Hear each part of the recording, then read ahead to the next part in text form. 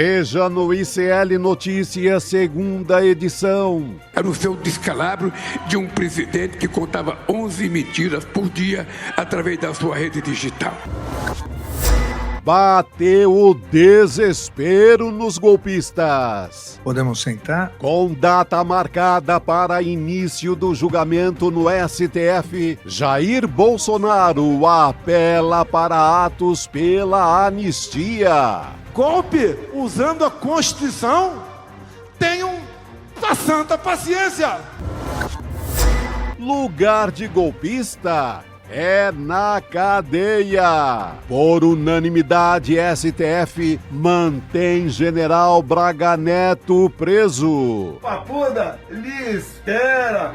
Boa estadia lá, valeu? Corrida armamentista do século XXI. Buscando independência militar dos Estados Unidos, europeus passam a cogitar construção de novas bombas atômicas. O ICL Notícias, segunda edição, está no ar.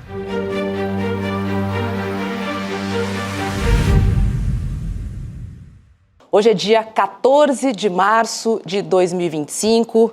Há exatos 7 anos, Marielle Franco e o seu motorista, Anderson Gomes, foram assassinados.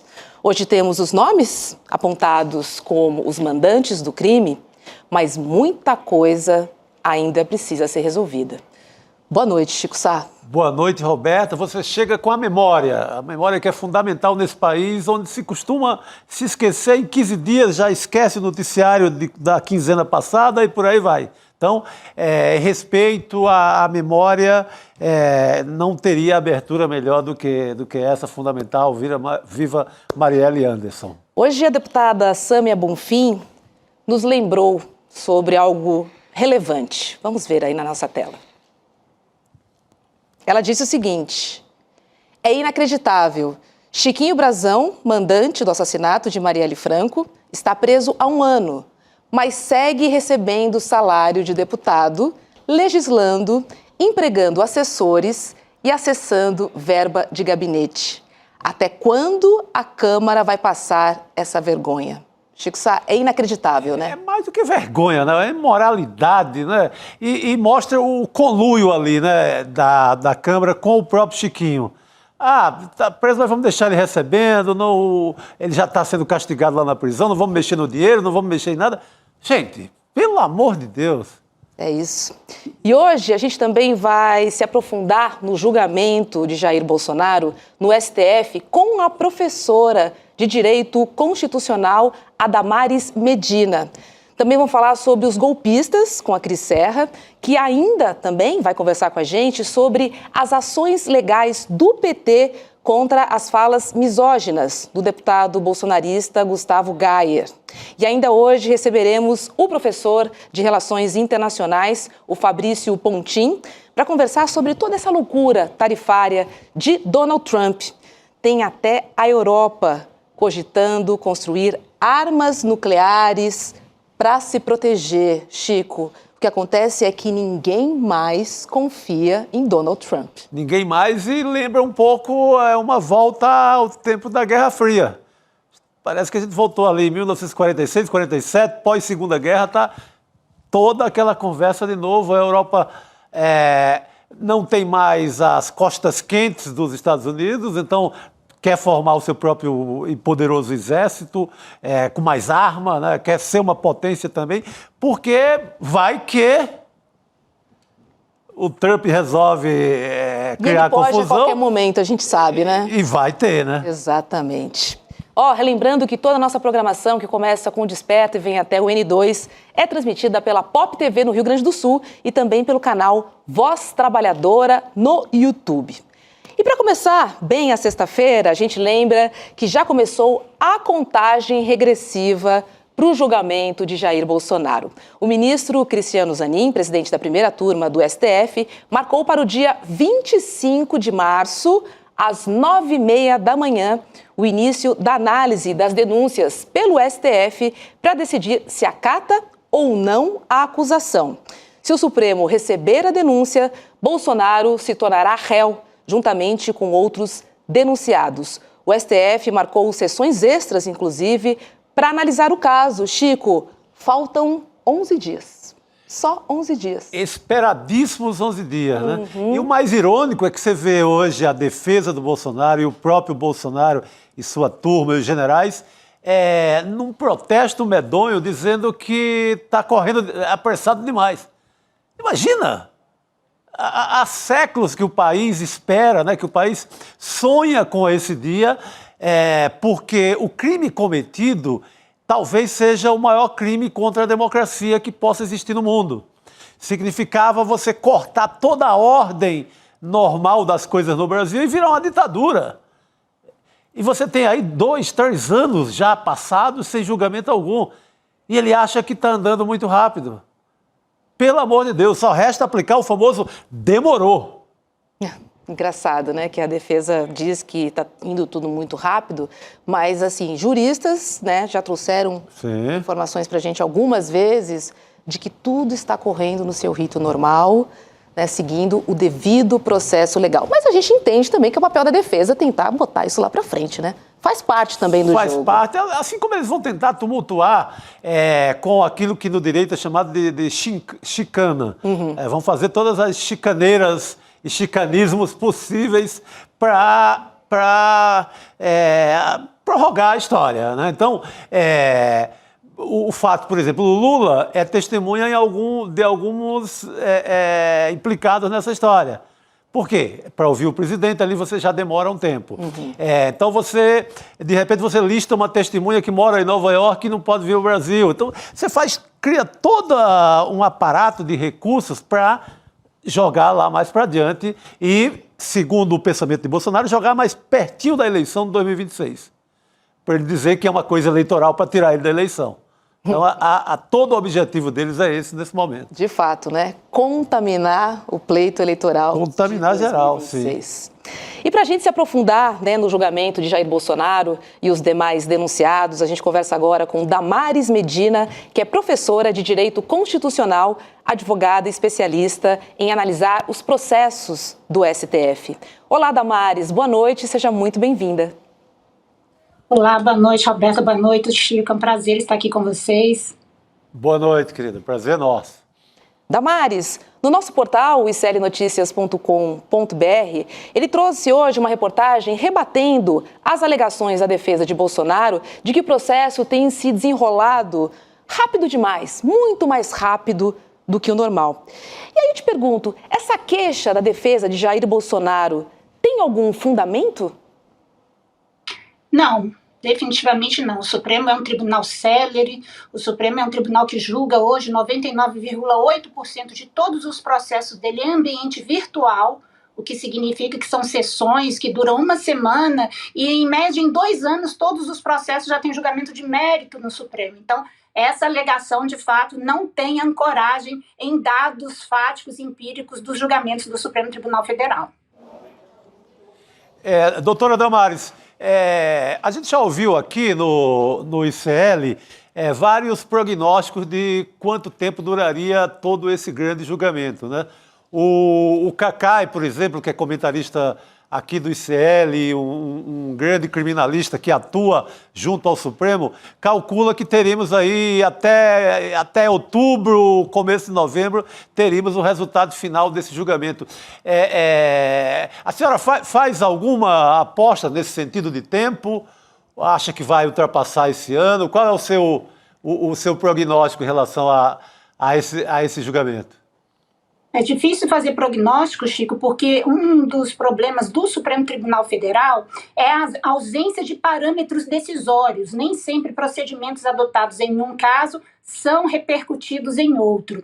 E é importante a gente lembrar que o Supremo funciona em 3 instâncias diferentes. Nós temos o Supremo Tribunal Federal, que faz controle de constitucionalidade, que julga as ações diretas, as ações que o ministro Flávio Dino está endereçando as emendas PIX, as ações do controle concentrado.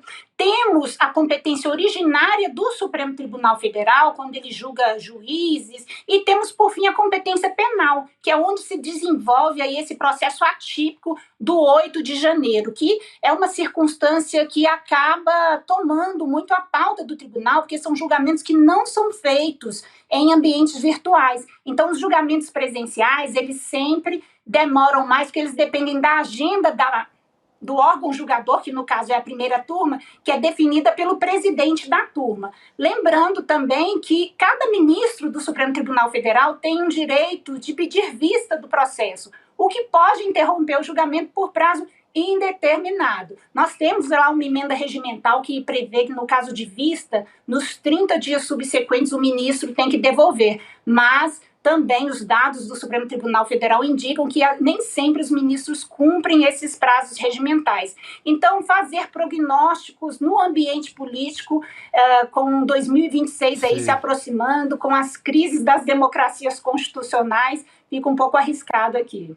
E Damares, como é que vai ser essa sessão do dia 25, né? Estão previstas 3 sessões, 2 no dia 25 e uma no dia 26. Quem é que vai ser ouvido? Como é que acontece? Como é que se estrutura essa sessão? O que a gente pode esperar, hein? Nós podemos esperar, no primeiro momento, a manifestação sobre o recebimento ou não da denúncia da Procuradoria-Geral da República. O presidente Jair Bolsonaro apresentou uma defesa de mais de 200 páginas, na qual ele argumenta algumas questões regimentais, exceções de incompetência, violações ao princípio das garantias do juiz natural. Então, nós vamos ter a estruturação da sessão na defesa das partes, depois a apresentação da peça de denúncia pelo Procurador-Geral da República e, em último lugar, os ministros da primeira turma proferindo aí seus votos sobre o recebimento ou não da denúncia feita pelo Procurador-Geral da República. Doutora, o fato do Supremo já ter julgado ali centenas de réus ali relativos àquelas pessoas da quebradeira, que quebraram o Palácio do Planalto, o Congresso e o próprio Supremo Tribunal. Essas decisões, elas não repercutem nesses réus agora, nesses futuros réus dessa ação? Não facilita, por exemplo, o julgamento agora? Ô Chico, há uma tendência de que o Supremo adote o mesmo comportamento decisório jurisprudencial, né? Porque nós estamos falando de uma Suprema Corte, de segurança jurídica, do órgão de cúpula do Poder Judiciário. Então, se espera que a linha decisória adotada nos julgamentos dos demais réus do 8 de janeiro seja mantida no julgamento do ex-presidente Jair Bolsonaro. O que está em discussão, efetivamente, é o foro privilegiado. Se isso vai afetar no que diz respeito ao órgão julgador, se vai ser a primeira turma, se vai se deslocar para o plenário, porque um dos pontos nos quais a defesa do presidente Jair Bolsonaro se alicerça é a competência do plenário do Supremo Tribunal Federal para julgar presidente ou ex-presidente nos crimes conexos com o exercício do seu mandato. Então, eu acredito que o que pode discrepar aí dos julgamentos dos demais réus, essa questão da competência, que não seria, de fato, segundo é alegado na defesa do ex-presidente Jair Bolsonaro, da primeira turma, e sim do plenário do Supremo Tribunal Federal, que é uma questão de foro, na verdade, diz-se foro privilegiado, mas é prerrogativa da função. E caso o STF acate as acusações, quais seriam os próximos passos, hein? A condenação, né, e a definição da pena ao ex-presidente. Todas as testemunhas precisam ser ouvidas? Existe um limite de testemunha para cada réu? Essa é uma questão assim curiosa, Roberta, porque se discute como é que o tribunal, que efetivamente vai julgar, está também conduzindo essa fase instrutória. Depois de recebida a denúncia, aí sim é começado todo um processo, são ouvidas as testemunhas, porque até então o processo esteve sendo acionado pela Polícia Federal, depois pelo Ministério Público, é claro, sempre com a orientação aí do relator do caso, que é o ministro Alexandre de Moraes, mas a partir do recebimento da denúncia é feito todo um desdobramento para, no final, se ouvir aí os votos dos ministros da primeira turma do Supremo Tribunal Federal, se acatam ou não, que é uma fase preliminar, e, no segundo momento, se condenam ou não pelo julgamento do crime. Então, é um processo que vai ter que passar por um juízo de admissibilidade da denúncia e depois de condenação, efetivamente. Entre a admissibilidade e a condenação, tem toda essa fase aí de desenvolvimento. E olha, temos notícias ruins também, né, para Walter Braga Neto, porque hoje a primeira turma do STF decidiu por unanimidade, Chico, manter a prisão do general. Braga Neto está preso desde o dia 14 de dezembro, suspeito de interferir nas investigações da tentativa de golpe de Estado. E aí, Damares, queria entender com você, representa algo, né, o fato do STF ter negado, né, e ter mantido o Walter Braga Neto na prisão? Ou seja, dá para a gente enxergar algum sinal aí de um julgamento talvez mais duro, alguma surpresa na decisão, ou não interfere? Eu acho que é uma sinalização política muito forte que dialoga também com o último tema de repercussão geral da relatoria do ministro Flávio Dino, no qual o Supremo Tribunal Federal se abre para rever os crimes da ditadura, né, previsto na lei de anistia, porque até então o Supremo Tribunal Federal tinha uma jurisprudência no sentido de que todos os crimes cometidos durante a ditadura estariam cobertos pela lei de anistia. Agora, com esse tema de repercussão geral, que teve a sua admissibilidade unanimemente reconhecida, o Supremo vai decidir se o crime de ocultação de cadáver está também coberto pela lei de anistia. Então tem todo um contexto político, é a primeira vez que nós vemos um general preso por tentativas de golpe de Estado, de atentado ao Estado Democrático de Direito, e ao mesmo tempo o Supremo se posiciona para rever um entendimento anterior que dava uma imunidade completa aos crimes da ditadura, equiparando as vítimas ao governo ditatorial que houve no Brasil. Então, há um clima político, um cenário político bastante severo para que esses atentados, né, que foram sem precedentes, inclusive, no mundo democrático, né? Se a gente for fazer um giro pelas democracias constitucionais, nós temos hoje que as crises das democracias constitucionais são também as crises das cortes constitucionais. Só que até então essas cortes elas sofrem atentados, diminuindo o poder, tentando mudar a indicação de um ministro, como aconteceu agora com a indicação do Milei na Argentina. Aqui no Brasil foi a primeira vez em que uma corte constitucional, talvez pela proximidade da Praça lá dos Três Poderes, foi efetivamente invadida e depredada. Então, o Supremo Tribunal Federal, por ser o guardião da Constituição e por ser a última trincheira nessa guarda da democracia, acaba sendo muito exposto. Então, o ambiente político é no sentido de recrudescimento para que as instituições democráticas sejam, de fato, preservadas, mandando uma sinalização muito forte de que nem mesmo os crimes do passado, muito menos os da agora, irão permanecer impunes aí na visão do Supremo Tribunal Federal. E olha... Muito importante, né, o que a doutora Damares nos traz, de colocar o cenário desse julgamento. Tem esse pensamento do Flávio Dino, no sentido que nos crimes em que os corpos não apareceram ainda, não foi encerrado? Não, né? Foi nada encerrado, segue... Não tem prescrição.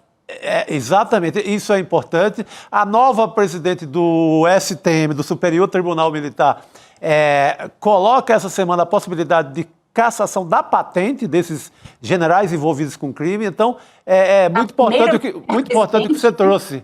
É um julgamento que se dá nesse cenário. A gente tem que pensar o que está em jogo nesse momento. Não é só aquele grupinho de golpistas com o Bolsonaro, os militares nesse momento, né?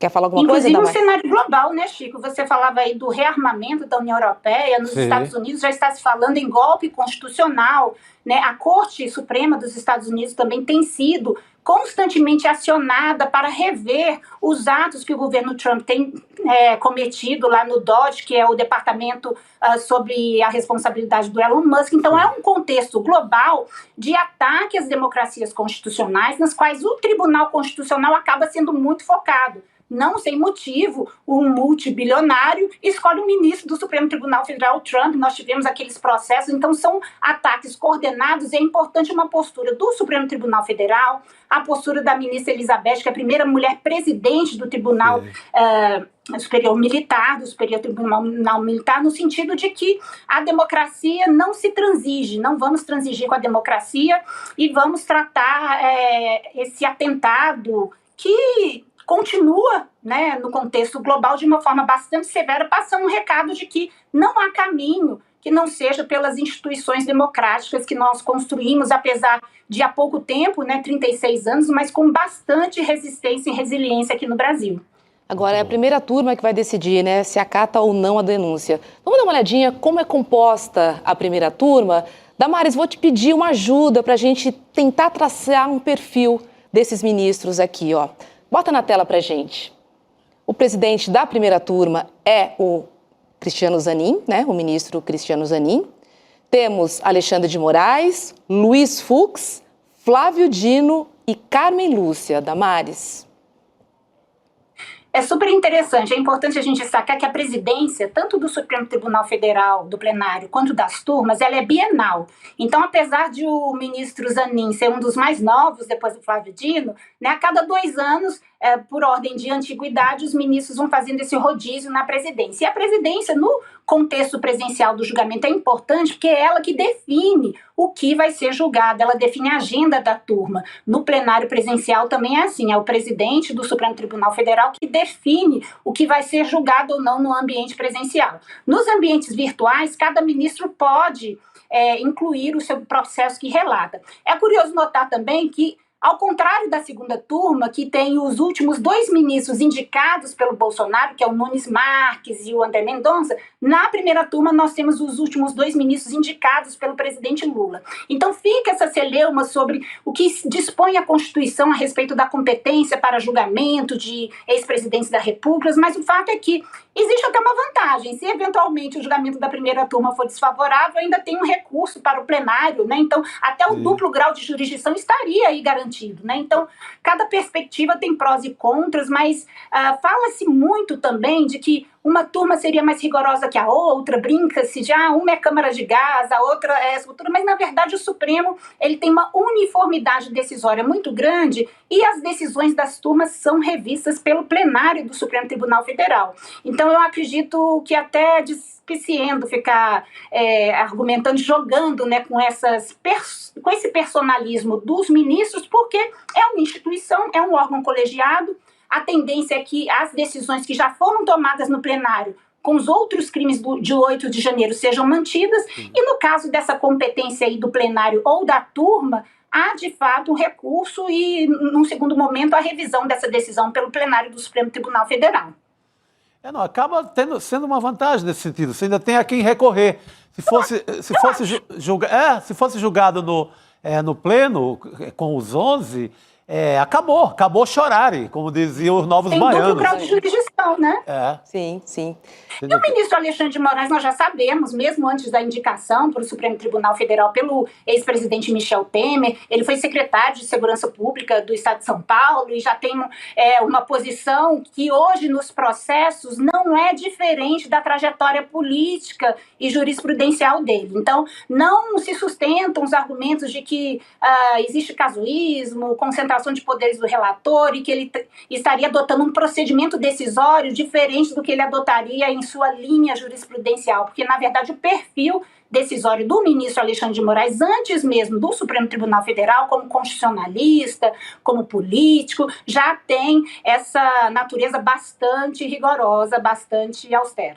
Agora, é bom também, bacana a gente relembrar quem é o núcleo crucial do golpe, né? Vamos botar na nossa tela para a gente entender que, além do ex-presidente Jair Bolsonaro, né, a gente tem Alexandre Ramagem, Almir Ganier Santos, Anderson Torres, General Augusto Heleno, Mauro Cid, Walter Braga Neto e Paulo Sérgio Nogueira. Então, nós temos aqui 8 pessoas envolvidas aí nessa primeira fase, vamos dizer assim. Aí é a cozinha, é a intimidade do golpe, né? É a nobreza quer dizer, nobreza com golpe não combinam, né? Mas primeiro escalão ali, né? É o primeiro escalão ali, a intimidade. O núcleo duro. O núcleo duro, exatamente. É essa turma aí. E eles são delatados justamente por quem era boca, ouvido, braço, tudo do Bolsonaro, cercando, que é o Mauro Cid, assim, que ouviu tudo, quem viu tudo, quem fez cópia, quem deu na mão do Bolsonaro, quem cumpriu ordens. Então, é uma testemunha absolutamente privilegiada a que dá voz à delação, né? Eu acho importante a gente destacar porque eles ficam insistindo nesse aspecto militaresco dos golpes. Né? Hoje em dia, como nós temos assistido nos Estados Unidos, assistimos em Israel, os golpes constitucionais eles não precisam mais de tanque. Né? E é o tipo de crime que ele tem que ser punido na tentativa mesmo, porque se der certo não faz nem sentido Aí já é você golpe, se apurar, né? porque não estaríamos aqui conversando agora. Né? Seguramente não. Doutora Damares, muito obrigada, viu, por participar do N2 conosco. Um ótimo final de semana. Foi muito importante ter a senhora aqui com a gente, trazendo esclarecimentos sobre o dia 25 de março, que estamos aí todos esperando. Boa noite. Muito bom. Muito obrigado, doutora. Olha quem está chegando aí, por favor. É o homem do ICL urgente. Não é? É o tempo de uma água e um café. Foi isso. E nada mais, Não, né? e acompanhar, tomando água e café e acompanhando aqui a boa conversa de vocês com a nossa convidada, né? Trazendo os detalhes jurídicos. Rodrigo Viana, 11 dias para 25 de março, para a gente saber aí se a denúncia é acatada ou não, para iniciar, então, todo o processo que a gente espera que termine em 2025, até para não contaminar as eleições de 2026. É o que a gente espera, né? Pois é, agora chamando atenção para dois detalhes. Primeiro, que o Bolsonaro, antes de começar o julgamento, resolveu ir para a rua de novo. Então, no domingo nós vamos ter Bolsonaro. Dizem que ele está cauteloso, viu, Chico? Que ele está morrendo de medo de algum dos amigos dele ou de ele mesmo falar demais e aí... Atrapalhar a defesa ou gerar alguma demanda por prisão, né? Ele falou uma coisa agora recentemente que...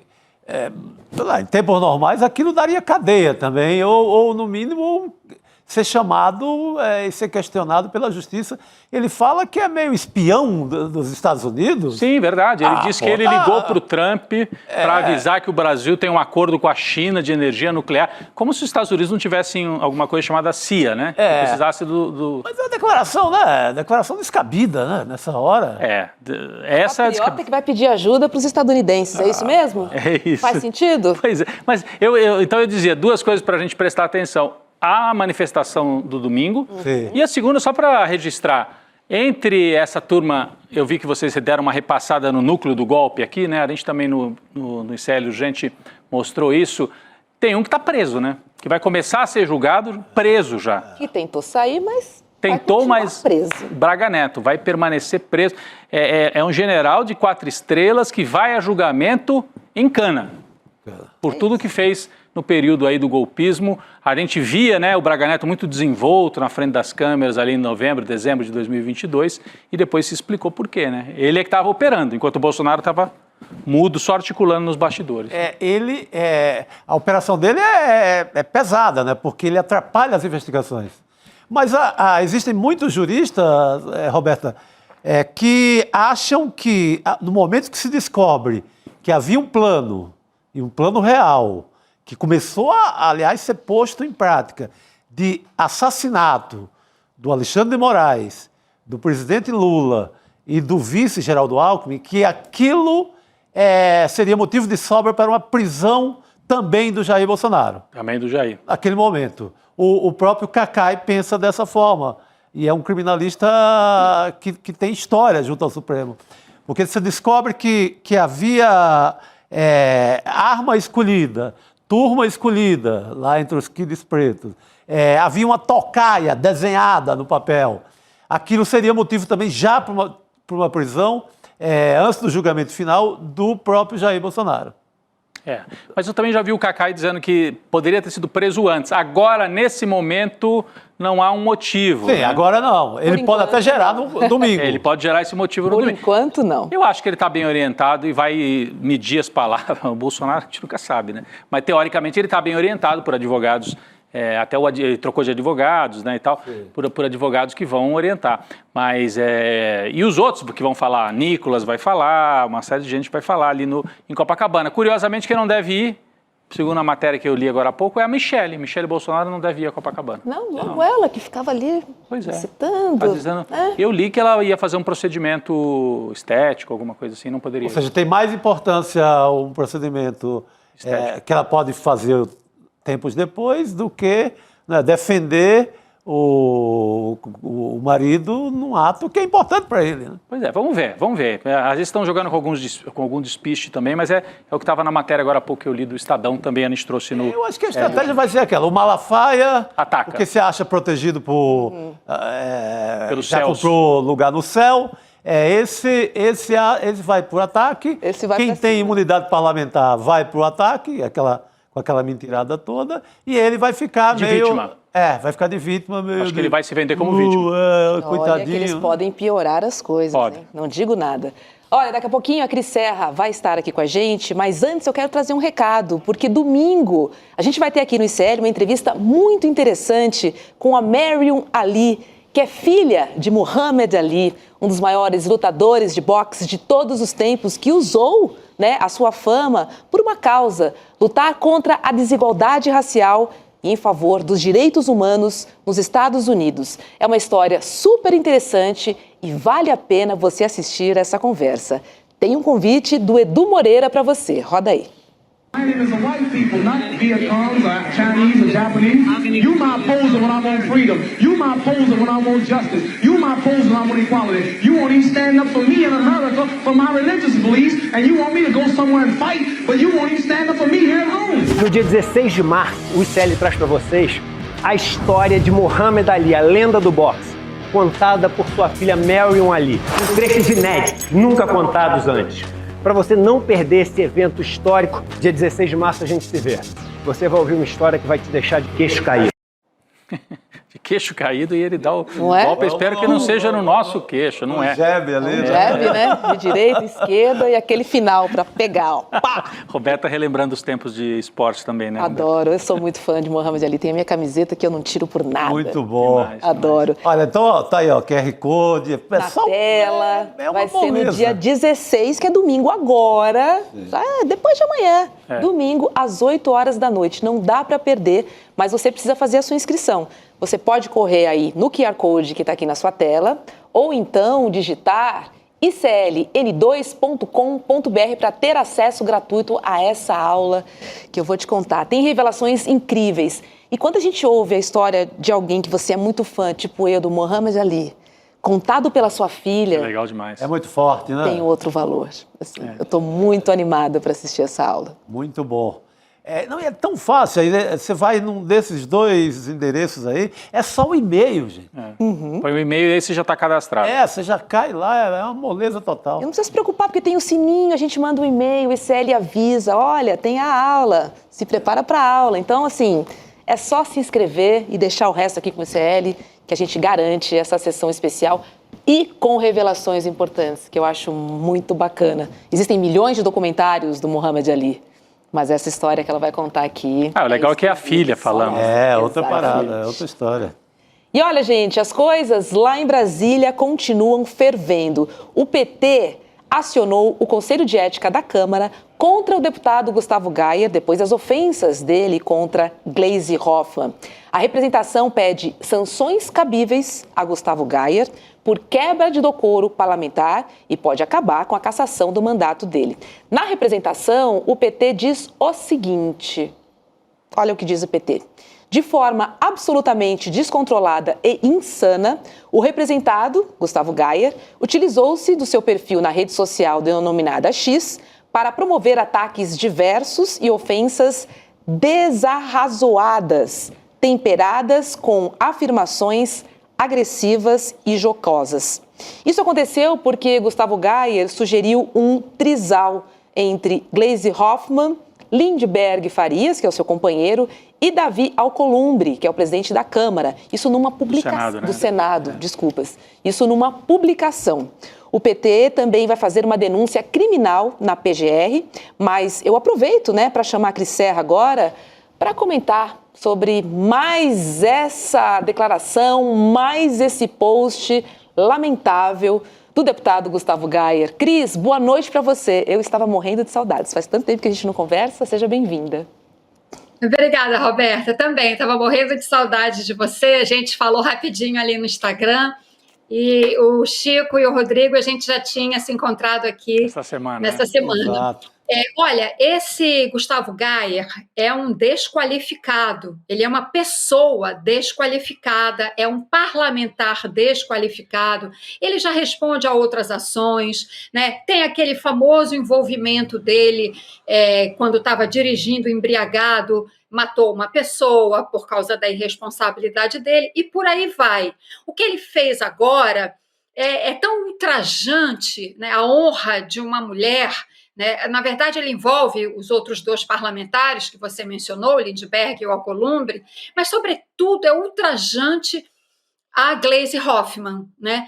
Ele falou coisas assim, não dá nem para a gente repetir aqui o que ele disse para não reverberar a ofensa, que é o objetivo dessa gente, né? Quando eles fazem esse tipo de postagem na rede social, eles querem monopolizar a nossa atenção com as barbaridades que eles dizem. De fato, o que ele falou é ultrajante, de uma agressividade completamente gratuita.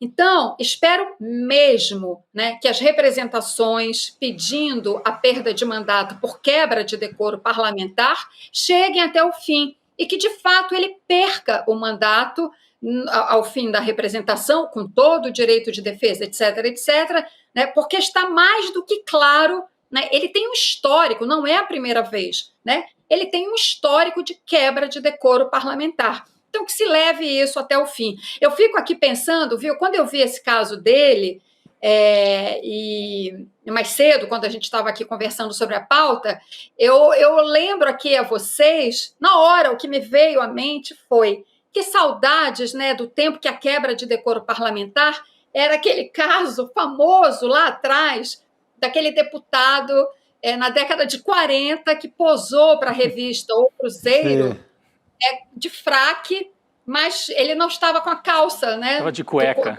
Ele estava de cirola, que Cirolas se falava na de... época, né? E foi meio o truque do fotógrafo que levou ele a ficar não foi assim, ele avistou o fotógrafo, tirou a roupa. Mesmo assim, era aquilo que era tratado como falta de decoro, né?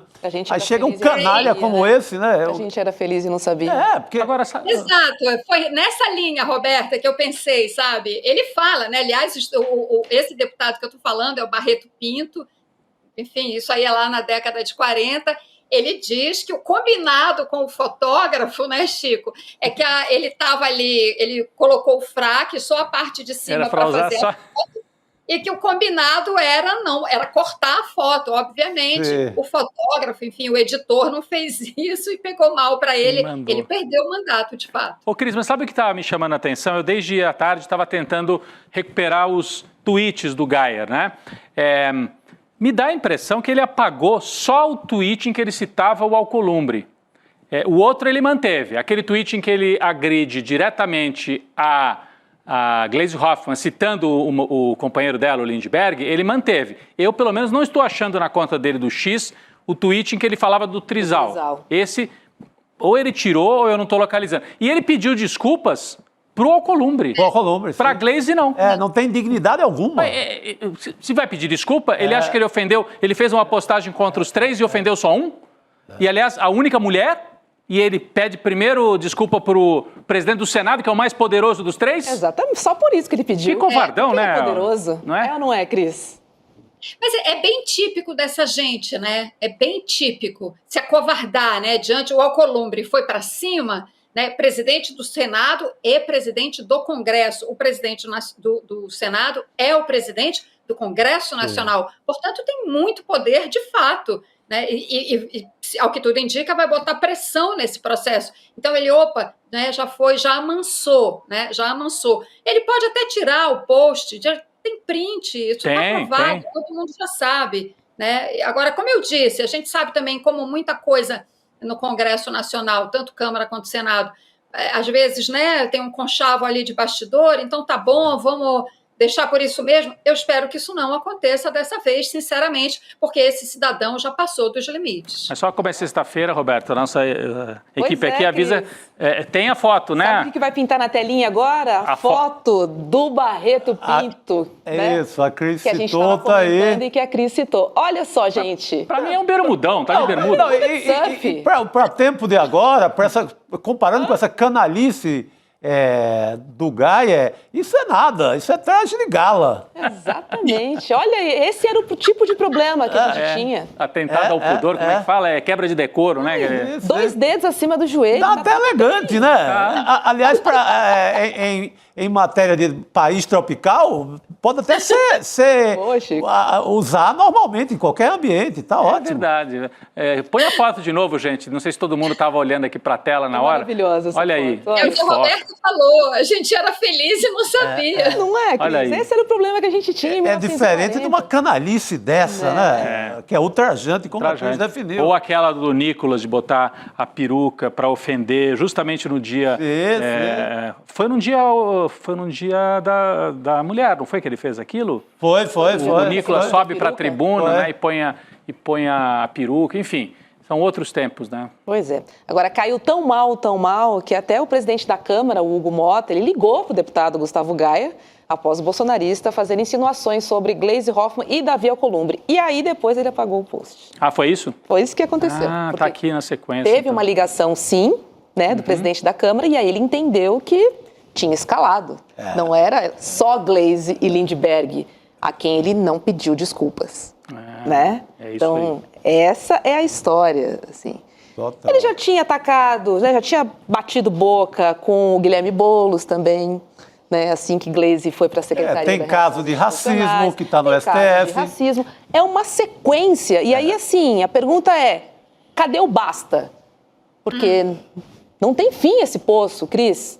A sensação que eu tenho é essa. E hoje voltaram a circular posts de alguns anos atrás que lembram do passado bastante complicado do Gustavo Gaia, né? Ele é acusado de ter dirigido alcoolizado e atropelado 2 pessoas e matado 2 pessoas. Ele nega que tivesse alcoolizado, ele nega, é importante registrar, mas o Ministério Público chegou até a abrir uma investigação sobre ele. Então hoje, e também vídeo de uma deputada que é do União Brasil de Goiás, trazendo essa história, não é ninguém do PT, não. Então ele é conhecido lá em Goiás e ele vem de uma família tradicional de políticos. Ele não é assim de um outsider, não. Ele é de família tradicional. Ele tem inclusive gente que é de partido mais à esquerda e ele saiu por essa bolsonarista.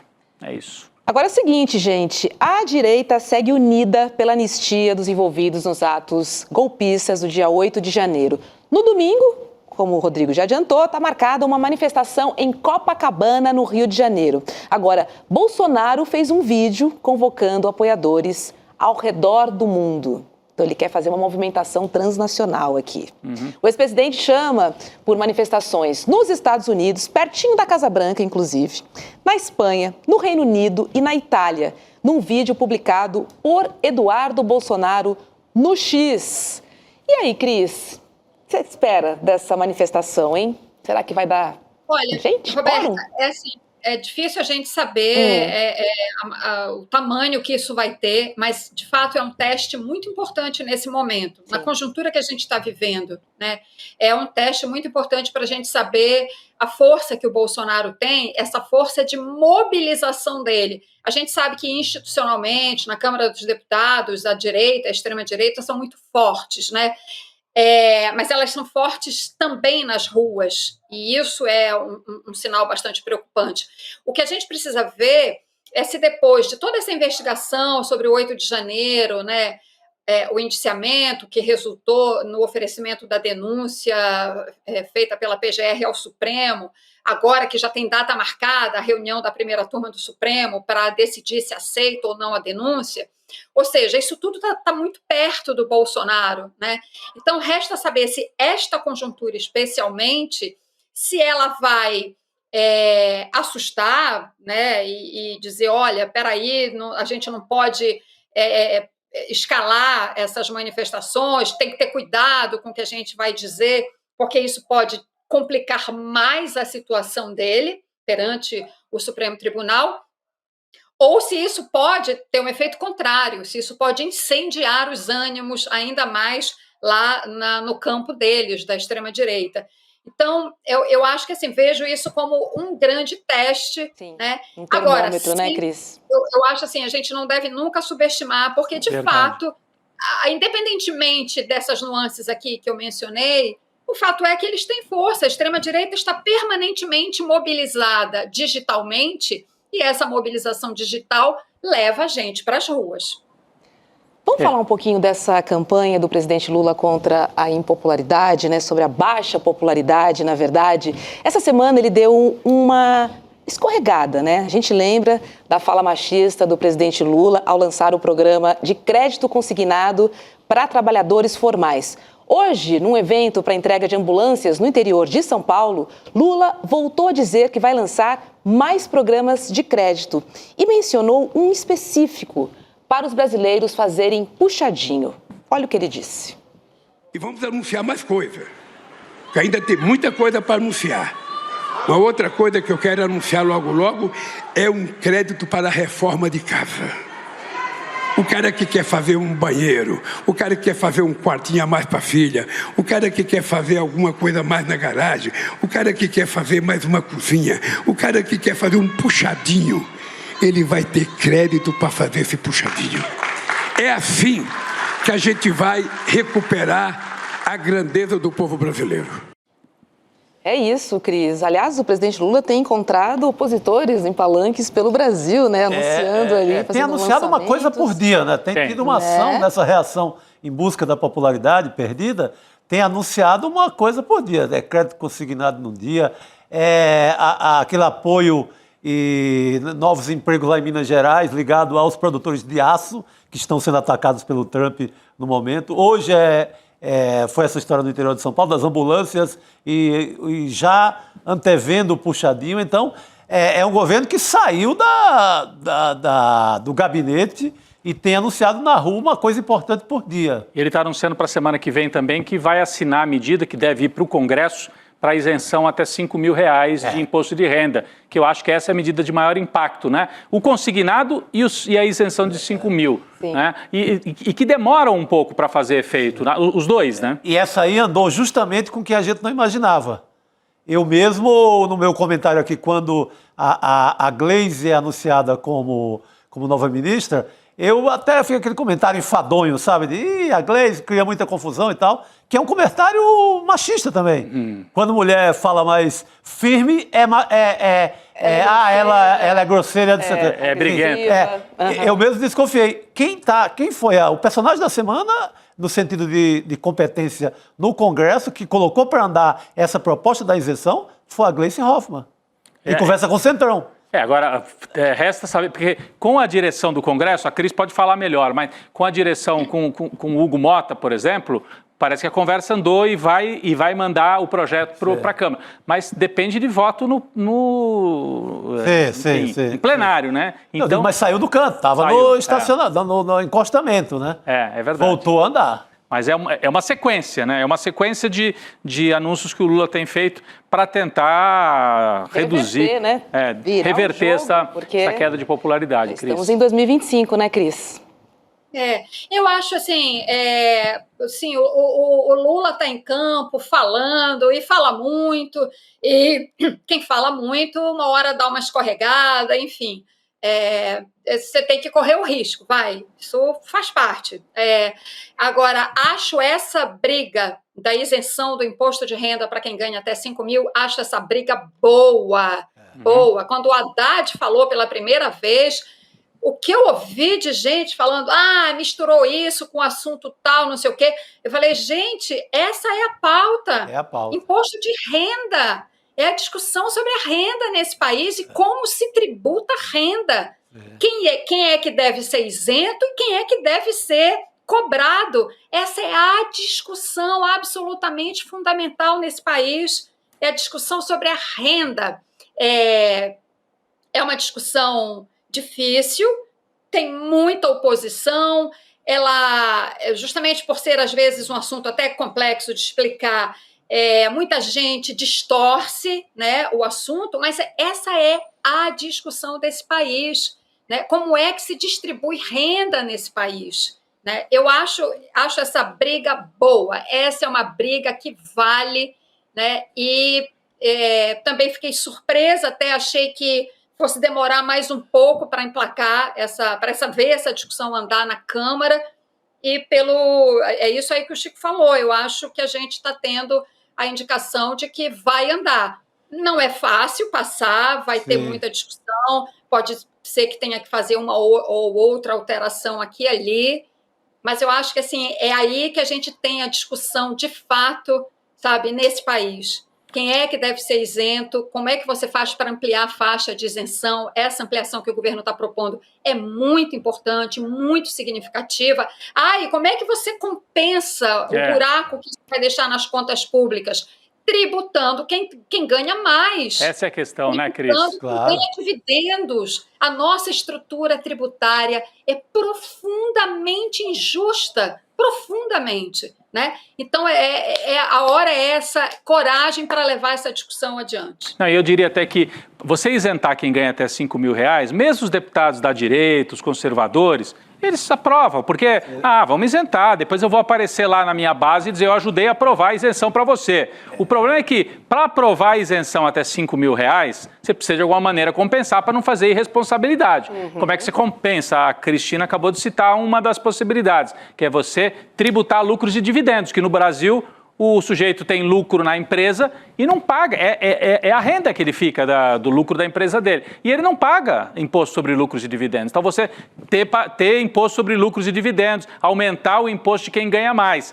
Esse é o problema, porque daí os setores lá do Centrão, que têm os seus mandatos bancados por gente do empresariado, da burguesia, do mercado financeiro, dizem, não, aí não pode, aí é coisa de comunista que quer taxar quem ganha mais. Eu concordo com você, mas eu acho que a dificuldade também em aprovar essa isenção até R$5.000, sabe por quê? Por quê? Porque foi difícil aprovar a isenção de itens da cesta básica. É verdade.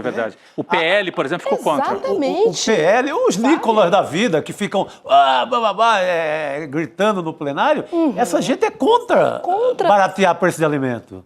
Na hora H, essa gente é contra. Por isso mesmo, essa discussão tem que ser feita, sabe? A sociedade precisa entender a injustiça tributária no Brasil, sabe? E entender os benefícios que pode ter se a gente consegue aprovar uma medida como essa, da isenção para quem ganha até 5 mil. É uma discussão que vale a pena, sabe? Você ter essa discussão, propor essa discussão para a sociedade, né? Então, na medida que você apresenta o projeto e que ele entra na agenda da Câmara, você tem que botar a sociedade para discutir isso. E expor esses deputados que estão contra que alguém que ganha até 5 mil tenha isenção. Tem que expor, estado por estado, a cara de cada um. Até porque a gente está falando da maior parte da população. Exatamente. Né? É muita gente em jogo, muita gente para benefício de poucas pessoas. E o Lula está se pegando muito aí no tema da economia. A gente repara que a extrema-direita, que passou muitos anos, né, Roberta, Chico, Cristina, a extrema-direita, né, fazendo o debate da questão dos que eles chamam de costumes, né, banheiro trans e não sei o quê, e tarará. Nos últimos meses, resolveu ir para a economia, porque sentiu a fragilidade do governo, porque tem um problema concreto. A gente fala sempre que é o supermercado. Né? Então, o Lula tem ido também para o debate da economia. Ele tem que mostrar resultado, o preço da comida tem que cair. Nesse mesmo evento de hoje, em que ele estava entregando a ambulância, ele falou desse programa do Puxadinho, Roberta, mas falou também dos ovos, que é um espanto. A gente estava comentando aqui antes do programa, né, Chico? Você anda no supermercado, a variação de preço que tem de um para o outro... É absurdo. É absurdo. No mesmo bairro você encontra a dúzia de ovos a 18, 20 e encontra 42. E não tem uma explicação lógica, Roberta, porque nos Estados Unidos aconteceu um problema lá nas granjas, né? Morreram muitas galinhas e aí você perdeu quantidade de ovos. Agora, aqui no Brasil não tem esse problema. Tem gente que diz que acontece, como a carne está muito alta, o ovo começou a ser uma opção como proteína para os brasileiros. Mas não é nesse volume? Depende, se for uma Graciane, é nesse volume. Quem come 40 ovos é o caso da Graciane, né? Rapaz. Mas ó, o Lula falou sobre isso, a gente tem aqui a fala do Lula. Vamos acompanhar sobre os ovos? Vamos ver. O ovo está caro. E até hoje eu não encontrei uma explicação porque o ovo está caro. O povo brasileiro come, em média, 260 ovos por ano. É pouco. Não dá nenhum por dia. Mas sabe qual é a nossa produção de ovo esse ano, prefeito? Você sabe quantos ovos o Brasil vai produzir esse ano? 59 bilhões de ovos. Alguém está passando a mão. Esse é o dado concreto. E nós queremos saber quem é. Quem é, porque não é possível no mês subir de 140 para 210. Sabe, a carne vai baixar. Vocês podem ter certeza que vocês vão voltar a comer picanha outra vez, porque a carne vai baixar. Sabe? Vamos. Nós estamos numa briga tremenda, então nós estamos numa tarefa muito grande. O presidente da República, o vice-presidente, o ministro da Fazenda, o ministro da Economia, pode ficar até, vou colocar até o ministro da Saúde nisso, porque nós queremos encontrar quem é o pilantra que aumentou o ovo tanto. Quem é o pilantra, Chico? Quem é o pilantra? Quem é o pilantra que mexeu, que colocou a mão nos ovos? Foi o Galo. No caso, é a mão invisível do mercado nos ovos. É isso, é terrível. A mão invisível da qual falava o Adam Smith e outros teóricos, a mão invisível do mercado, tá provocando alguma onda aí no galinheiro. É porque assim, as diferenças de preço são gigantes. Mas o que importa, eu acho, politicamente, é o Lula ter ido para a feira, no sentido de falar sobre isso. De puxar o debate para ele. Sabe, não correr do debate. Se a extrema-direita deixou a mamadeira de piroca e agarrou-se nos ovos, eu acho que cabe ao Lula ir para... A Cris ficou constrangida. Hoje é sexta-feira, tá liberado. Eu tô rindo, eu tô achando engraçado. Já começou a conversa do botequim na sexta-noite. Então, se a extrema-direita larga a mamadeira de piroca e vai para a questão econômica dos ovos, o Lula não pode deixar esse assunto passar de banda. Ele mostra que ele está atento. Ele tem que ir para a feira, ele tem que discutir isso como discutiu hoje. Está de olho nos ovos. Tem que estar de olho nos ovos, não deixar o bicho escapar. É isso, exatamente. Mas, Roberto, você sabe o que é isso? É sexta-feira. Exatamente. Quando bate tá a sexta. O clima é esse. Agora... Não, mas olha, eu só quero... um comentário mesmo muito rápido. Eu queria entender, tem muitos alimentos que você entende o aumento quando eles acontecem, seja porque houve uma estiagem, houve uma enchente, ou porque está atrelado ao dólar. Eu, sinceramente, eu também quero saber quem passou a mão nos ovos. Eu não consegui entender ainda, sério. É isso.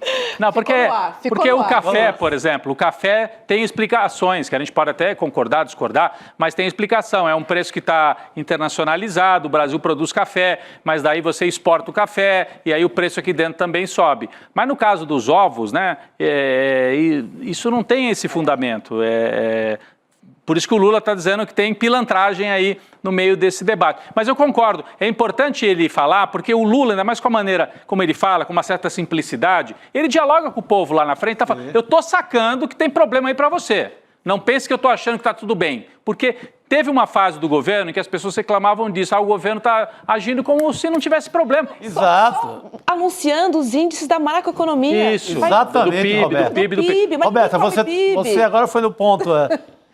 tem que descer pro galinheiro, no sentido da discussão. E para o supermercado, é isso que ele fez hoje, né? Agora, de uma maneira, é bom para o governo falar disso? Não. Agora, não falar é pior. Porque daí você deixa só para a direita e para a sensação das pessoas. Porque vamos falar a verdade, aqui não é, a extrema-direita está manipulando, não, está subindo o preço. Eu pagava R$12 a dúzia. Ontem eu fui ao supermercado, R$21. Pois é. Mas tem lugar de 40, Roberto. Isso por isso que eu falei do nosso bairro, porque lá é possível encontrar de 18 a 40. 40, Chico? No mesmo, sei lá, em 10 quarteirões. E justamente alguma nessa coisa fase... estão com a mão nos ovos. Tá com a mão nas ovos. Justamente nessa fase, eu parei de comer pãozinho de manhã e resolvi comer ovo, né, para diminuir o índice glicêmico, né? E aí... Achei que era para malhar, ficar forte. Não, eu não chego a ser a Graciane, né? Não tenho essa pretensão. Mas só para não ter a glicemia alta. Bom, aí pode subir o colesterol. Mas justo na hora que eu resolvi comer mais e mais ovo, dá essa alta do preço. Caramba. Então, eu estou sendo afetado diretamente. Pois é, eu já, né, era orgânico em casa, já estou no ovo, né, no normalzinho ali, vamos ver até onde a gente vai. Sabe outra coisa que eu ia chamar a atenção? O Lula foi para esse evento lá em Sorocaba, que é governado por um prefeito, Cris, não sei se você acompanha, que o povo de São Paulo acompanha um pouco esse prefeito, é um prefeito dessa nova geração da direita. Ele é bolsonarista, mas ele é mais essa linha Partido Novo, ele faz posts. Vive no TikTok. Vive no TikTok, é o prefeito TikTok, é o prefeito de vídeo, grava sem parar, mas é um cara mais da direita mesmo, né? E diz que ele quer transformar Sorocaba, quer fazer o maior prédio do Brasil em Sorocaba, né? Um sujeito assim... Ele andou convidando o Pablo Marçal para ser do secretariado dele. Exatamente. Então ele tem essa linha meio... Não é nem só bolsonarista, é da direita mais Pablo Marçal. Curioso que o Lula estava lá dialogando com ele, batendo bola com ele ali na maior, de forma amistosa. Agora, se falou de tudo, menos das ambulâncias, né? Ali era um evento para entregar ambulâncias e para relançar também o SAMU. O SAMU foi um programa lá de atendimento rápido das ambulâncias, que foi implantado no primeiríssimo governo do Lula. E foi muito importante, é muito importante ainda, né? Mudou tudo. E os mais jovens não sabem disso. Não sabem. Não existia SAMU antigamente. Você ficava procurando o telefone, para onde que eu ligo para a ambulância, e você centralizou tudo num telefone só. E agora o que está fazendo é renovar a frota do SAMU pelas cidades no Brasil afora. E fez esse lançamento gozado, né? É curioso. Eu vi até o vídeo do Padilha ligando para o prefeito, porque podia fazer numa cidade, sei lá, do interior de Minas, que fosse administrada pelo PT, mas resolveu fazer em Sorocaba, uma cidade administrada por um prefeito de direita, que estava ali no palanque. O Lula até fala com ele naquela imagem, né? A gente tem ali, estava de terno azul. Eu achei curioso o Lula bater bola dessa forma. Só o único que não bate bola assim com o Lula mais de forma amistosa é o Zema, né? Nossa. Que coisa que foi o Zema essa semana lá em Minas. Porque o Lula vai falar com o Tarcísio de maneira civilizada, com o prefeito de Sorocaba civilizado. Agora, o Zema foi um desastre lá, o governador de Minas. Olha lá, acho que ele vai falar agora, ó. Tá ali perto do... Esse aí, ó, de terno azul, do lado da moça de vestido branco ali. É o prefeito de Sorocaba de direita e tiktoker, Chico. Não, interessante, mas o cara é cordial, foi ali, recebeu, e o cara não é idiota, ele quer beneficiar o município dele. Claro. Com as ambulâncias do Ministério da Saúde. Claro, por que ele vai dizer não? Aliás, não tem que dizer, né? Tem que receber bem e tudo. Exato. E o Lula fez certo, não é nada mais do que o normal, né, Roberta? Nada. É que a gente se desacostumou de uma certa normalidade, né? Porque eles não são inimigos, né? Isso precisa ficar muito claro, né? Deixa eu pegar duas coisinhas ali muito rápidas. É isso que você falou, Rodrigo, a civilidade. Eu comecei aqui minha participação hoje aqui no programa falando daquele deputado, né, que é o oposto disso, que é a representação da incivilidade. Porque é isso que esse pessoal quer, né? Transformar a política nesse ambiente da barbárie. Só que a gente tem que se esforçar nisso, exatamente nesse sentido, de conversar com as pessoas, com quem de fato há possibilidade de diálogo. Nesse sentido, eu acho aí o esforço do Lula e do próprio prefeito de estar ali numa situação amigável. E eu só queria completar uma coisinha aqui sobre o programa do SAMU, porque quando eu era repórter de TV, eu fiz muita matéria sobre resgate de pessoas, uma pessoa que tinha sido atropelada, enfim, alguém que estava numa situação precisando de socorro urgente, e chegava eu acompanhei, assim, de ir, assim, praticamente dentro da ambulância do SAMU. Não é apenas uma ambulância de resgate, de transporte, ela tem recursos médicos dentro da ambulância, tem pessoal altamente qualificado, médicos, que já vão dentro do transporte do SAMU prestando os primeiros socorros. Isso realmente salva vidas.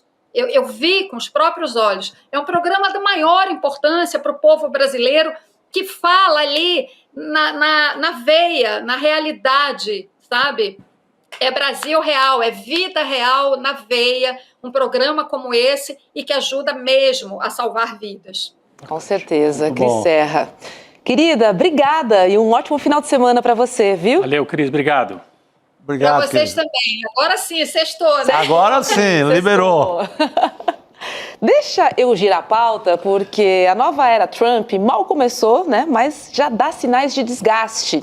Já nos primeiros 50 dias de seu mandato, Donald Trump conseguiu reverter a onda de otimismo, né, do mercado, além de derreter a sua aprovação pelo país. Afinal, a metralhadora tarifária de Trump castigou cadeias inteiras da economia estadunidense. Por exemplo, os preços do aço dispararam, afetando diversos setores dos Estados Unidos. E aí, para ter uma noção do estrago, o New York Times divulgou um gráfico sobre o índice S&P, que envolve as 500 maiores empresas listadas na Bolsa de Valores dos Estados Unidos. E aí, compararam o desempenho do primeiro mandato de Trump com o atual. E aí, para conversar com a gente sobre esse assunto, eu quero chamar agora o professor de Relações Internacionais, Fabrício Pontin.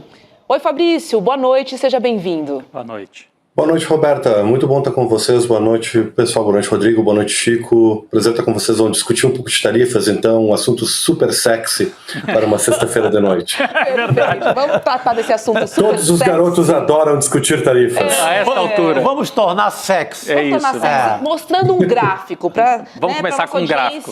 Entender o que aconteceu na Bolsa de Valores, principalmente nessa nova era Trump, né? A gente vê esse gráfico que sobe aí, que são, passa mais de 10%, inclusive, que mostra a Bolsa de Valores, de acordo com o S&P, no primeiro mandato de Trump. É só subindo, olha. Só subindo.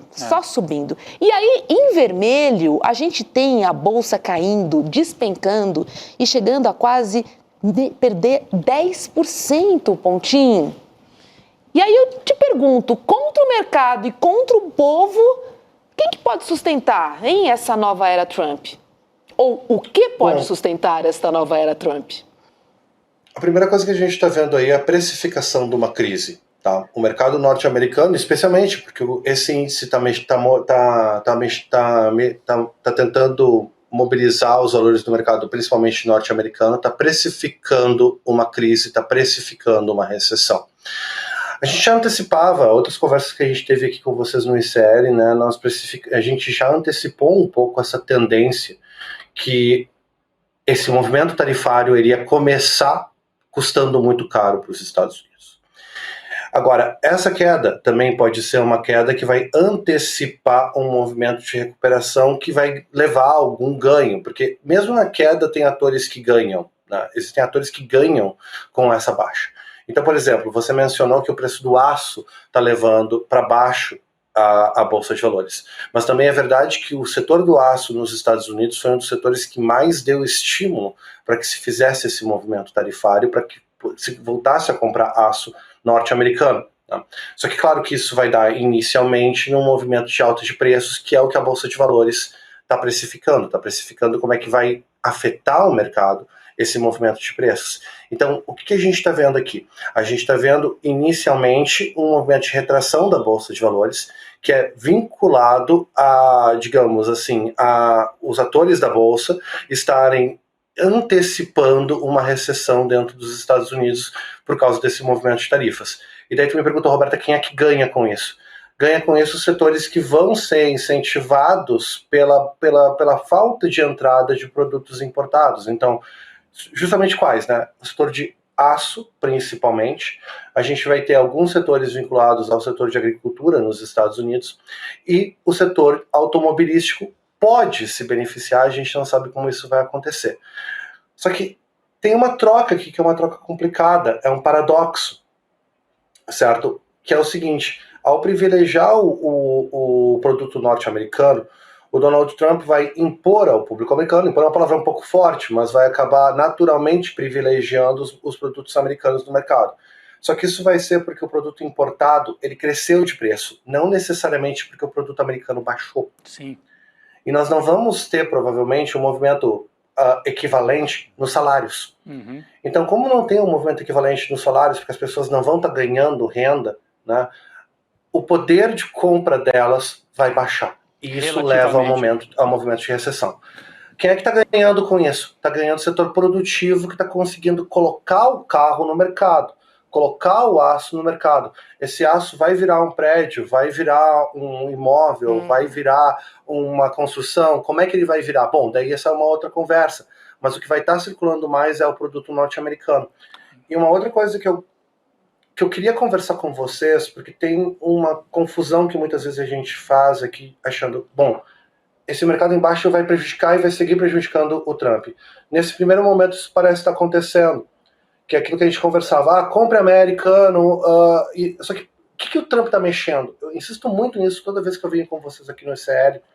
Sempre insisto nesse ponto. O Trump está mexendo com os brios do público dele.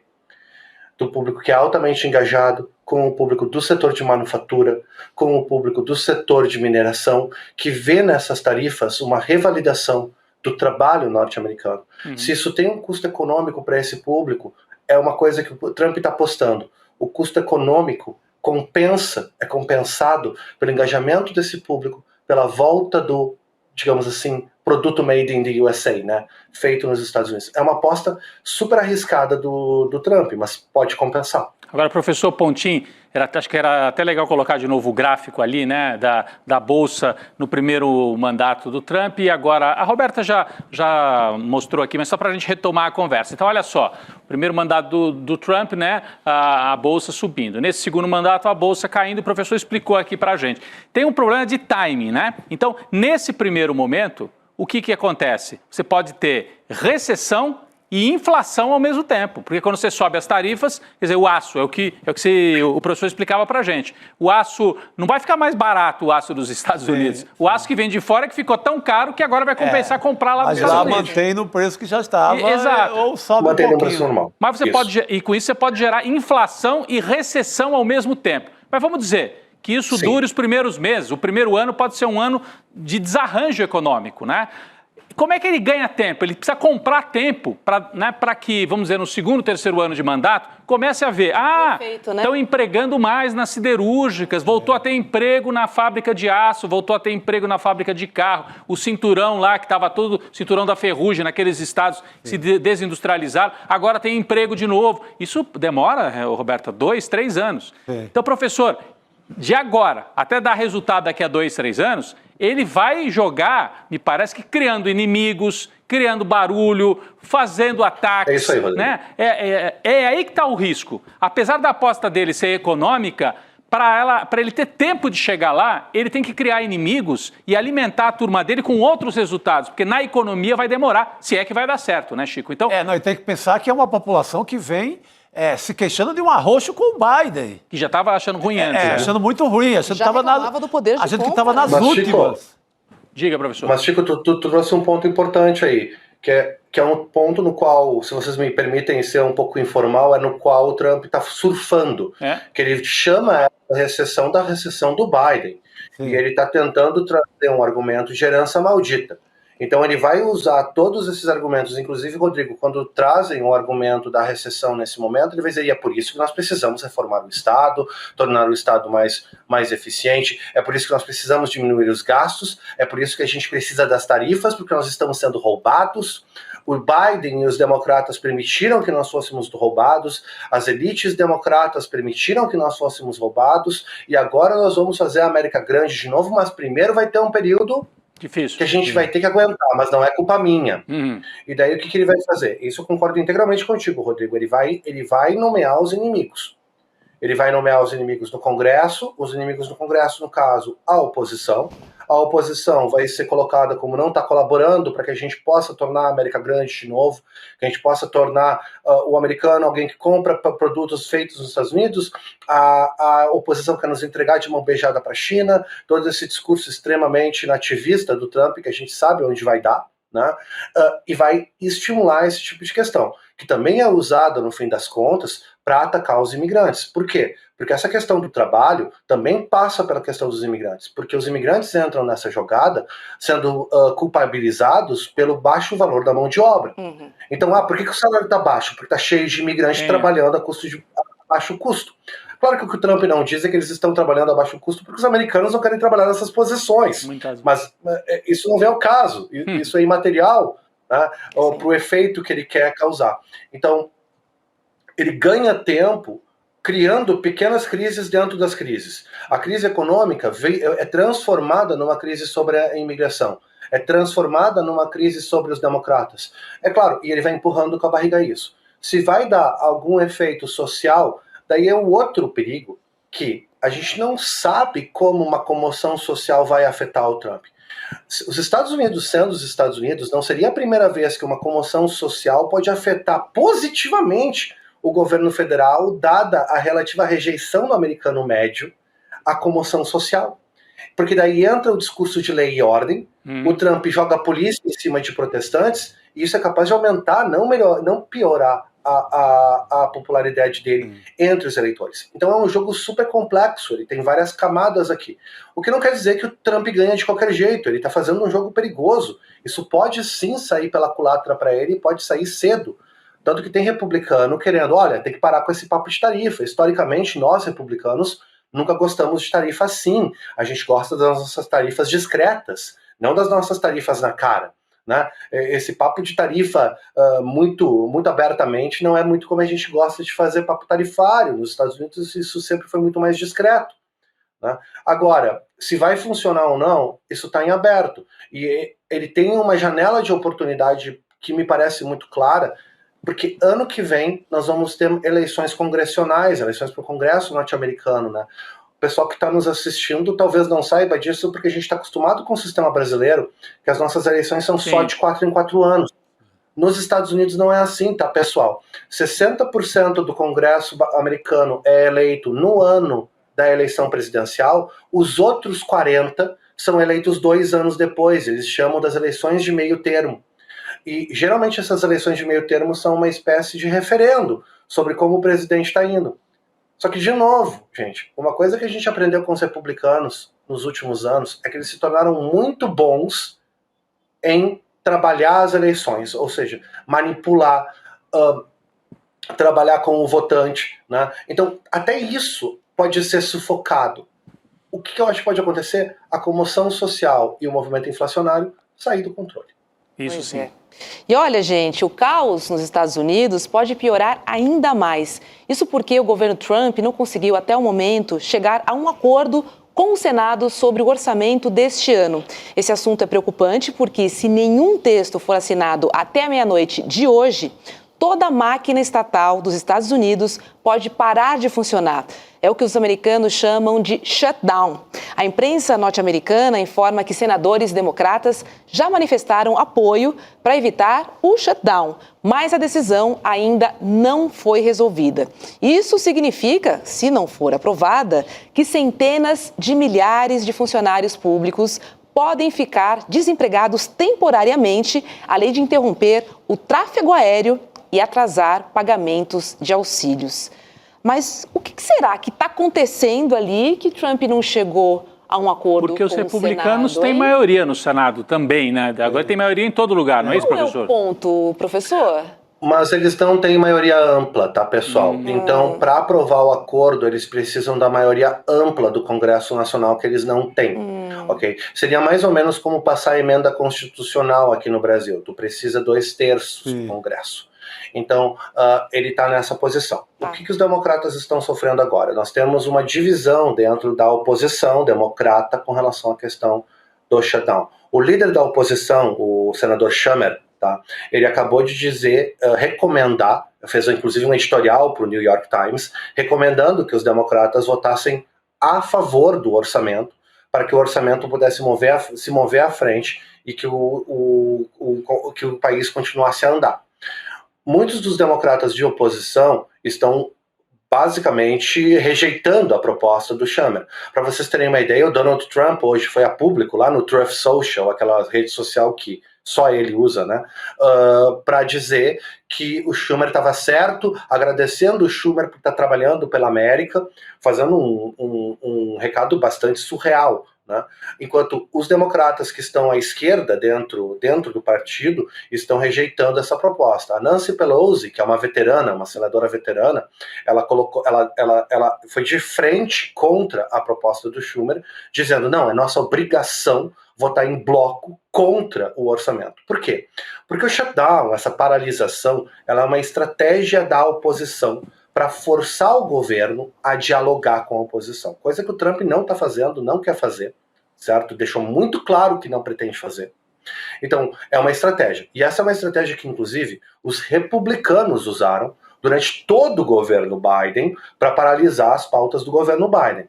E agora os democratas estão divididos entre os democratas do deixa disso, dizendo, não, deixa disso, vamos deixar o governo governar, nós não somos como os republicanos, né? Tentando fazer um discurso mais moralmente superior. e os democratas que estão dizendo, não, peraí, a gente tem que fazer oposição, gente. A gente tem que obrigar o Partido Republicano a sofrer para passar as suas pautas. E daí, bancando a paralisação. Só que, Rodrigo, a paralisação pode ter um contra-efeito, que é, se a paralisação levar a todas essas consequências que tu está dizendo, vocês têm alguma dúvida que o Trump vai culpar os democratas pelo fracasso? Não, e vai dizer, tá vendo, o Estado não funciona, precisamos reformar o Estado, o Musk tem que cortar mais ainda, etc. O caos, Chico, parece que joga a favor dele nessa estratégia de ganhar tempo, até dar resultado daqui a 2 anos. Então, o caos para vir com a solução, né? Exatamente. Ou pegar, como ele está prometendo para a próxima semana, professor, pegar uma lei de 1798, uma lei de guerra, foi usada 3 vezes ao longo da história dos Estados Unidos, para conseguir fazer as deportações que ele não está conseguindo, para conseguir mandar mais gente para Guantánamo, que ele não está conseguindo. Então, ele usa isso para fazer esse tipo de absurdo. Então é o momento do caos. O Chico está mencionando... Fala. Desculpa, Rodrigo, desculpa, me atravessei. Não, pode falar. Rodrigo, ele está mencionando, o Chico, um ato, né, que é o ato dos inimigos aliens, é o Aliens Enemies Act, Exato. Que é um ato logo depois da Constituição, logo depois da Constituição do Estado americano, e que tem a ver com a Guerra do México, certo? Que encarava mexicanos residentes dentro de território americano como inimigos em potencial. Nossa. E ele foi usado como uma ferramenta de deportação em massa de mexicanos que estavam residentes dentro do Estado americano, só que quando eles nasceram aquilo era México. Sim. Só que daí, depois da guerra contra o México, eles ficam ali dentro e o governo americano usa isso para deportar e expropriar primeiro, né? E depois deportar esses americanos, esses mexicanos. Esse ato agora está sendo colocado em pauta pelo Trump como uma ferramenta para uso da força militar, e isso é uma coisa que eu tenho apontado também sempre que a gente conversa, pessoal. Isso é estratégico do Trump. Trazer o equipamento militar norte-americano para dentro das fronteiras norte-americanas. O que esse ato faz? Justifica o uso da força militar norte-americana dentro do território norte-americano, que a princípio é ilegal, né? Não pode ser feito. Só que isso, nesse caso, justificaria o uso do equipamento militar contra o, abre aspas, imigrante. E claro, são todas essas mini-crises, né? Essas mini-crises, por um lado, esse caos favorece o Trump porque favorece o estilo dele. Esse estilo dele é o quê? É o estilo onde ele está na mídia o tempo todo, ele está o tempo todo falando com a mídia, nomeando quem são os inimigos, e ele pode fazer o papel dele no Aprendiz. Ele pode fazer o papel dele como cara de reality show, de dizer, eu vou demitir todo mundo. O que é esse lance com o Doug, né? Se não um grande reality show à lá o Aprendiz. O que ele está fazendo? Vamos lá, hoje você tem que provar o que você fez. Se você não prova o que você fez, você vai pra rua. Né? Parece um quadro do Aprendiz, gente. Não parece. É um quadro do Aprendiz. E ele tá fazendo todo esse show porque esse show é o que levou ele a ser popular, é o que leva ele a ficar na crista da onda. E ele aposta naquela questão, não tem publicidade ruim pra mim. Se eu tô na mídia, eu tô na mídia. E eu tô aparecendo, e eu tô comunicando com a minha base, que gosta muito de mim, torce por mim. E daí ele vai apostar que ele consegue vilanizar os democratas por não estarem dando uma chance para ele mudar a América. Então tem um jogo aí que é um jogo de empurra muito difícil quando tu olha para essa questão do shutdown. Porque por um lado, é claro que a oposição tem que fazer o papel da oposição e obrigar o governo a sangrar. Claro, isso é importante. Por outro lado, tu tem um problema que é qual é que vai ser a consequência para essa oposição do ponto de vista da discussão do governo. Tem acreditado, né? Não pare o seu inimigo quando ele estiver errando. E parte dos democratas estão dizendo, olha, deixa o Trump implementar esse monte de barbaridade porque vai dar errado, e daí isso vai ser a consequência, ele vai ter que ser responsável por isso. Só que isso aposta na racionalidade, né, que o eleitor vai ser racional na hora que vê esses processos. E olha, é uma aposta alta. Gente, é muito complicado, né? É uma situação super difícil. E olha, quero trazer algo preocupante, porque em tempos de Trump, a Europa começa a se armar. É isso mesmo, a se armar. É o que fala a matéria do The Economist sobre uma ideia que ganha força na Europa, que é se armar com bombas nucleares. No entanto, esse modo de pensar, ele não é novo. Desde o fim da Segunda Guerra, ter um arsenal de armas nucleares é sinônimo de poder, isso no jogo internacional. O primeiro-ministro da Polônia, o Donald Tusk, disse que seria mais seguro se eles tivessem um canal próprio, ou seja, um arsenal próprio nuclear, justamente em resposta às mudanças profundas na geopolítica norte-americana. E ele não está sozinho, não. Esta fala responde ao chamado de líderes europeus como Emmanuel Macron, que disse complementar o escudo nuclear norte-americano que protege o solo europeu desde os anos 80, ou seja, complementar a segurança que é, provida pelos Estados Unidos dentro da Europa.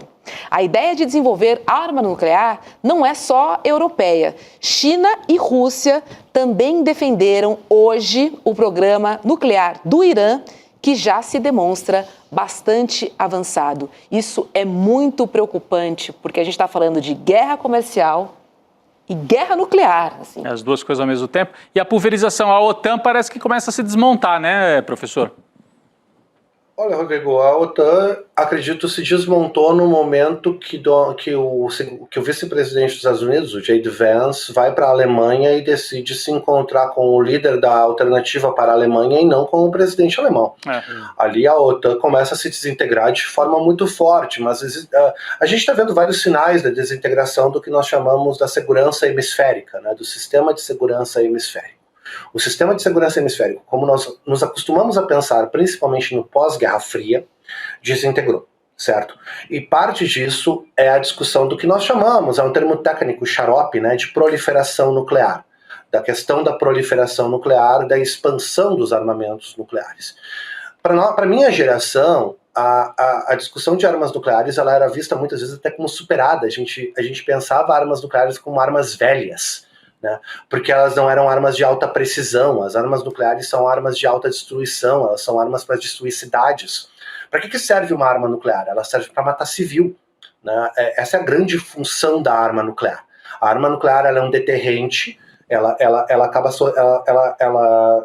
funciona como para dar um estímulo para que a outra parte pare de ser agressiva e faça o que você quer que ela faça, porque você ameaça matar uma cidade. É isso que armas nucleares fazem. Elas funcionam principalmente para isso.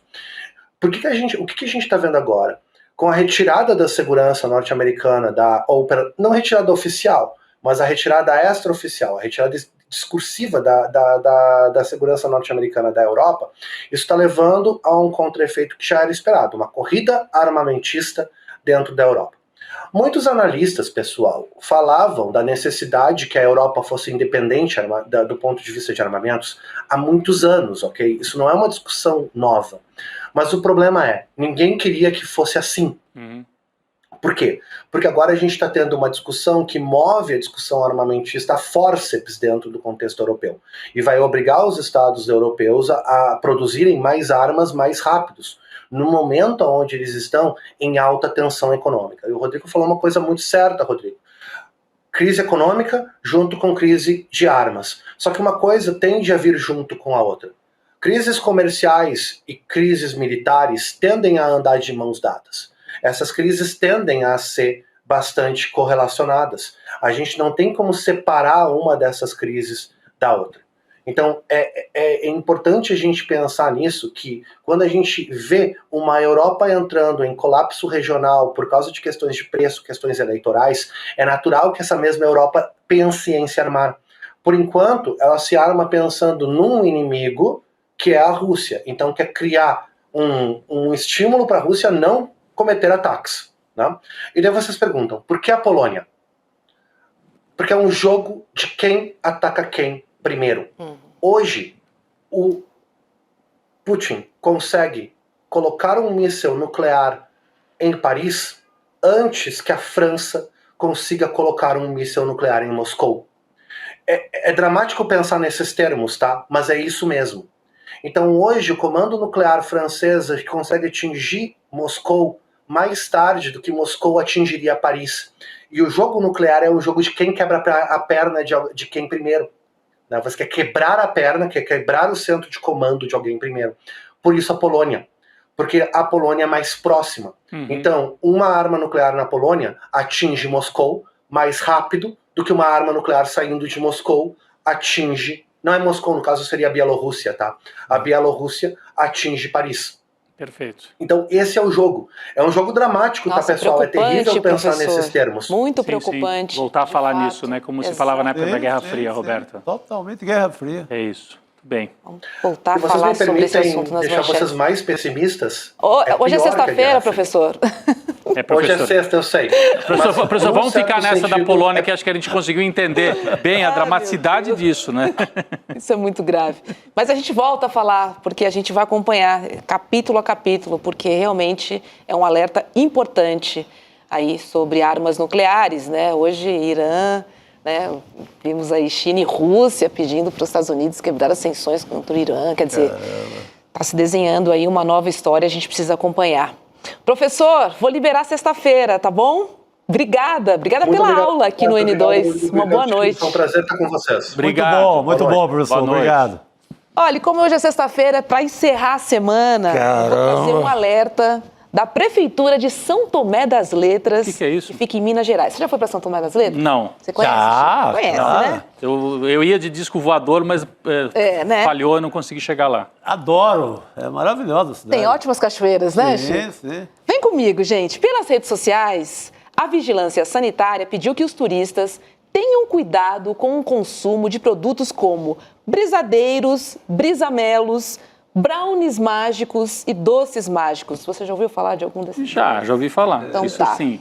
E por que a notícia? É que porque pelo menos 13 turistas apresentaram sintomas como vômito, diarreia e também alucinações. A prefeitura alega que os produtos são vendidos sem controle de procedência e higiene. Chico, esse foi o recado da prefeitura. Por isso que o pessoal... Não consuma, porque eles são vendidos sem controle de procedência e higiene. Estão falando aqui de uma questão Mas sanitária. aí, a minha pergunta, a prefeitura é até louvável, né? Está Essa querendo preocupação, né? que você vai lá, viva toda aquela magia, porque é uma cidade mágica mesmo.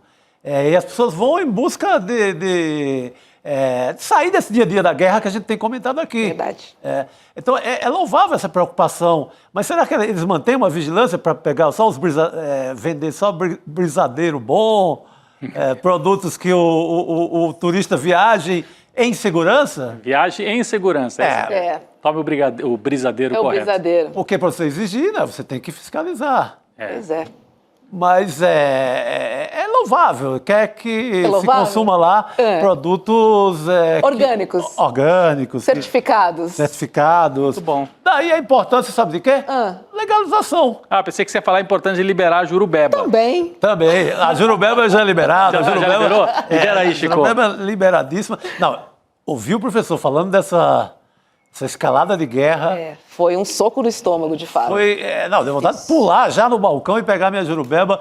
Está oficialmente aberta a temporada de jurubeba. Sexta-feira. Muito bom, Então, Chico. se o Chico liberou, tá Vambora. liberado. Boa noite. Parabéns pela primeira semana de estreia. Valeu, obrigado, Roberto. Um beijo a toda a nossa comunidade e um ótimo final de semana para todo mundo. Segunda-feira semana. estamos aí. Valeu. Beijo, obrigada. Você sabia que todos os nossos programas estão no Spotify? A notícia não pode parar e agora você pode acompanhar todos os nossos programas onde e quando quiser. Siga nossos canais no Spotify e tenha acesso ao Chico Pinheiro Entrevista, Desperta ICL, Rolê e muito mais. ICL no Spotify. Informação que te acompanha. Faltam só 2 dias para a luta começar. Pois é, a luta de Muhammad Ali. Daqui a 2 dias vocês vão conhecer a história na íntegra da maior lenda do esporte. Daqui a 2 dias a gente se vê.